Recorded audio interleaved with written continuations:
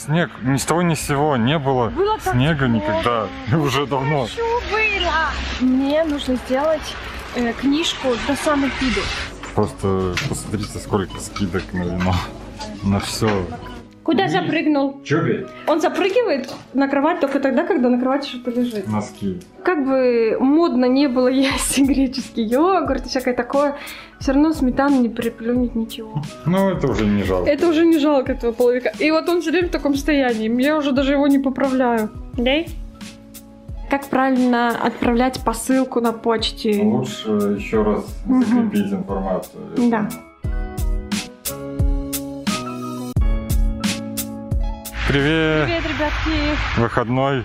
Снег. Да. Снег. Ни с того ни с сего не было снега никогда. Уже давно. Еще его даже не успевают расчищать. Но он уже не идет. Вот, кстати, где-то полчаса, как уже не падает. Ну, сейчас с деревьев падают какие-то остатки. И плюс навалило. Реально, вчера не было. Вот с утра, за ночь. Так много, главное, так много снега, но... Да, мы тут с Щупи, который в рюкзаке, идем в магазин. Вот у нас тут еще недалеко от дома. Я не знаю, вот эта Шкода Фабия стоит просто, я не знаю, днями и ночами. Но при этом на ней куда-то ездят. Может, ночью. Потому что с утра мы ходим, она тут, вечером она тут, днем она тут.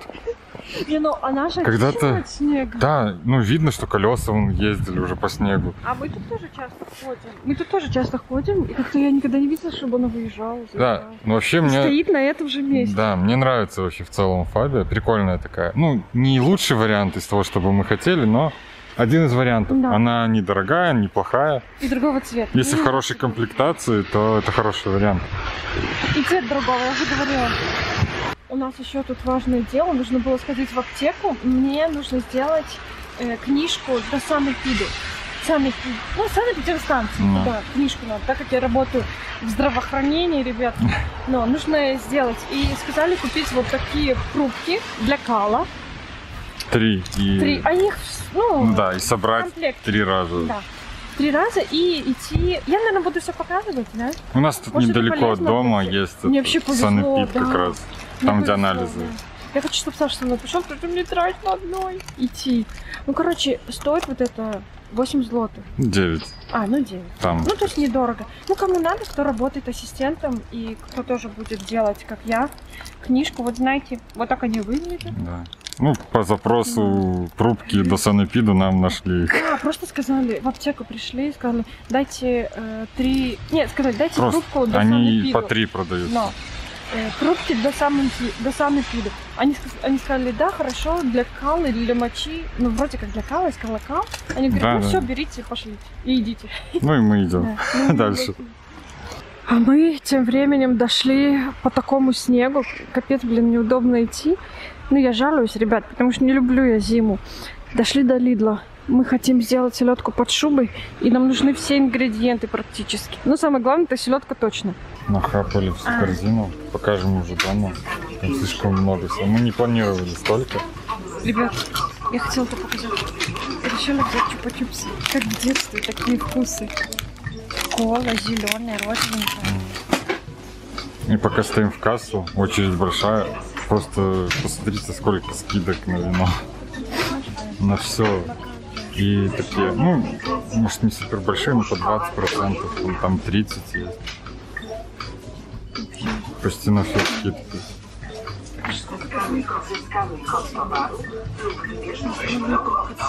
Выбор вина неплохой в Лидле. Я парочку хороших уже находил. И это только Лидл.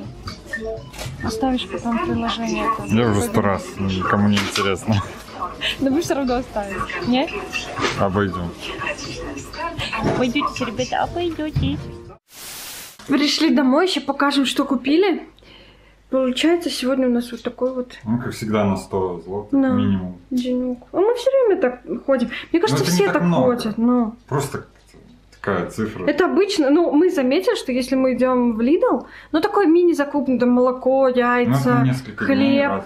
У нас утром мы едим мясо, он все время заканчивается. Короче, на салаты и там 100 злотых ходит. Давай, показывай. Это не из Лидла, это из Росмана была скидка. Самое лучшее, скажите.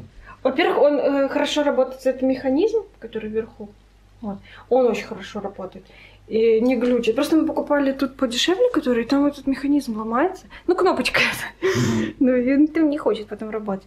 И такие ароматы взяли. Они, кстати, были на скидке, а так они где-то, 11 где-то злотых. Но... Хлеб. Взяли 2, потому что он не всегда есть в наличии. Но это самые вкусные. Он вкуснее, чем тостовые. Но это в упаковке, а не свежеиспеченные. А свежие... Они быстро портятся. Да, 2 дня и все. А этот с хумусом на утро я очень люблю.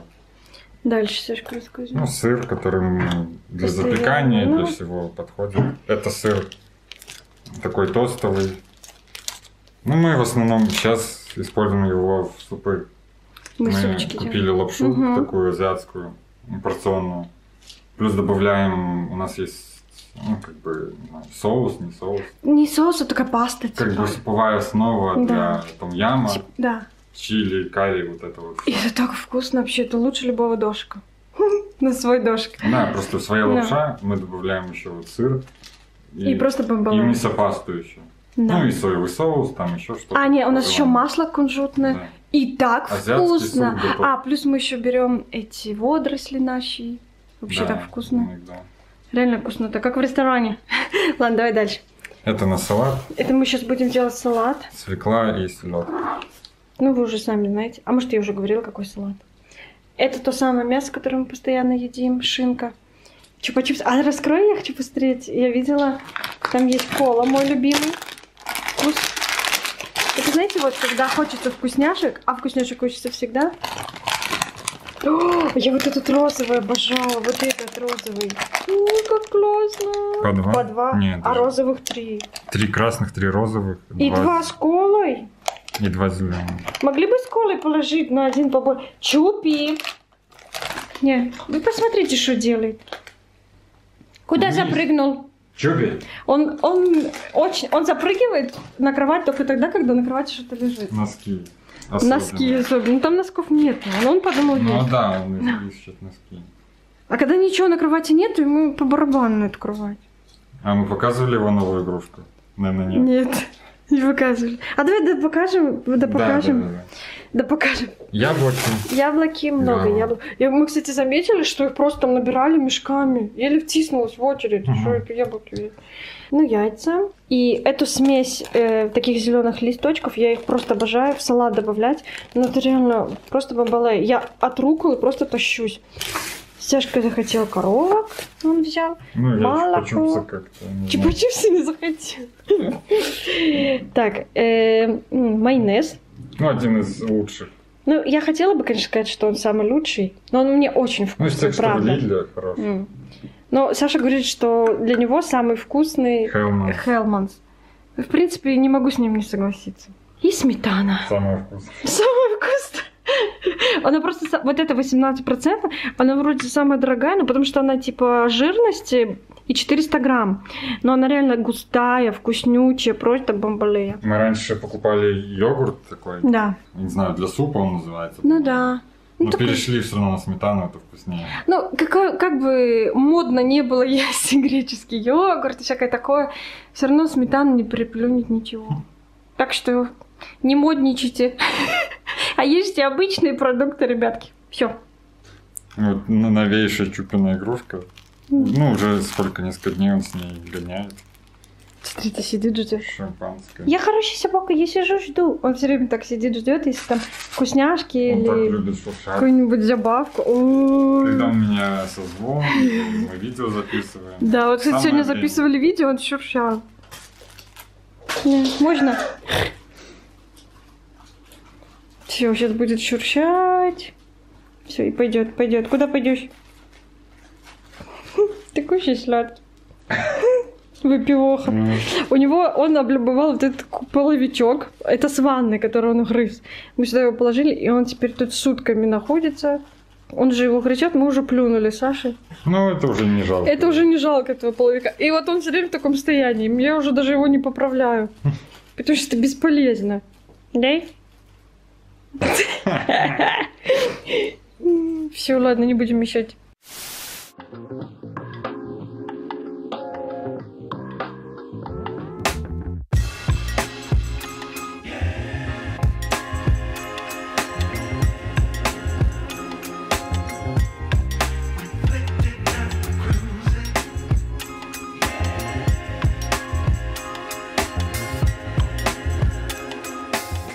И вот, ребята, у меня получился такой тазик. Салатом мы будем его есть где-то дня 2. Кстати, вот Сашка монтирует видео, как обычно. Знаю, что у меня салат, я уже размешала его, что он как бы не выглядит как классическая шуба, но по ингредиентам он классическая шуба. И вем, что классическая шуба надо делать по этим слоям. Свеклу резала. Но не получается так, ребят. Вот мне хочется так вот. Фантазия моя так играет, понимаете? Поэтому мы берем ложку, размешиваем все.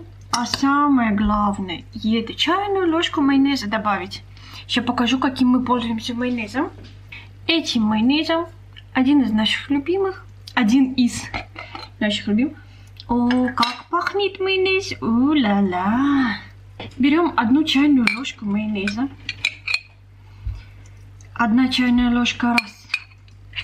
2 чайные ложки положил. 3 чайные ложки. 3 чайные ложки. И чувствую я, что нужно еще 1 чайную ложку положить майонеза, чтобы был супер вкусный вкус.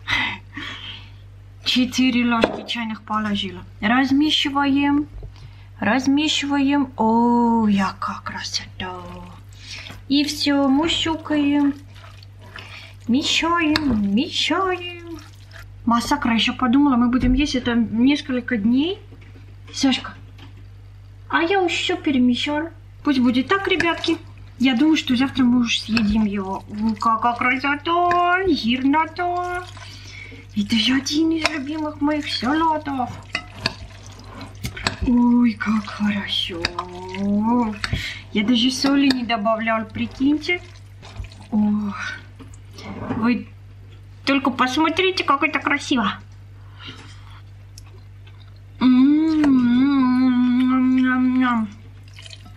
Вот майонез прям добавляет вкус. Я, кстати, лук залила кипятком, чтобы не была такая острота. Добавлю все-таки соль. Хоть я говорила, что соль не буду добавлять, но добавлю. С солью 10 из 10. Просто супер. Наш любимый салат, ребята. Ой, как вкусно. Ой-ой-ой. Все. Оставайтесь с нами, ставьте лайки, подписывайтесь. Часто нам приходят вопросы в Инстаграм до сих пор еще. Ну, как правильно отправлять посылку на почте в Беларусь? Я думаю, что мы должны подробненько все рассказать, не? Ну, вроде ничего сложного, но лучше еще раз закрепить информацию. Да. Поэтому, Сашка, да, let's go. Продемонстрируем. Продемонстрируй, как это должно все выглядеть. Короче, Сашка сейчас вставит кусок видео, что нужно заполнять. Ну, сейчас сами посмотрим еще раз. Ну, в целом у нас проблем с таким заполнением не возникало. Ну, если мы сейчас покажем все, какие поля заполнять, то, я думаю, ребятам будет еще проще, да? Ну все, let's go. Ну, начать можно с сайта почты, где можно посмотреть стоимость отправления посылки. Здесь есть выбор зон отправки. Беларусь находится, например, в 11-й. Много стран Европы в 10-й. В 12-й тоже есть. Ну и тут в зависимости от этого будет меняться цена. Также можно выбрать сколько килограмм. У нас где-то было 9-10 килограмм. И да, мы заплатили 20 злотых за почти 10-килограммовую посылку. Ну и примерно так будет выглядеть бланк, который нужно заполнить. Это отправителю данные, здесь имя, фамилия, ну, естественно, латиницей, адрес, улица, дом, индекс, город, Польша. Здесь данные получателя, тоже имя, фамилия, улица, дом, индекс, все как обычно. Дальше важный момент, есть вот такой список, как бы больше для таможни содержимого. Здесь мы все невозможно записать, что там находится. А на почте там вообще, по-моему, только 3 поля доступны для заполнения. Это такой как бы образец бланка, но там еще меньше полей. И мы заполняли, по-моему, мы все-таки заполняли не на английском, как здесь мы для примера, а русский и польский вариант. Ну, это можно уточнить на почте. Вообще нужно либо на английском, это в любом случае пройдет, либо на языке страны получателя, либо на английском. Но мы для удобства еще писали на польском, чтобы сотрудникам почты было удобнее все это записать себе, чтобы они не переспрашивали, как было один раз. Указывается количество каждого из записанных товаров, вес и как бы стоимость. Здесь суммарный вес, суммарная стоимость. Не сильно принципиально, но, конечно, лучше, чтобы это примерно соответствовало действительности. И масса посылки была примерно такой, какой она и есть. Здесь можно выбрать приоритетная либо экономичная отправка. Разницы особой нет, может день-два. Так доходит за 2 недели. Приоритетная, не знаю, дойдет за 1,5. Если кому-то принципиально, можно доплатить. Здесь обязательно нужно указать, что вид пересылки это подарок, чтобы не платить дополнительные пошлины, налоги.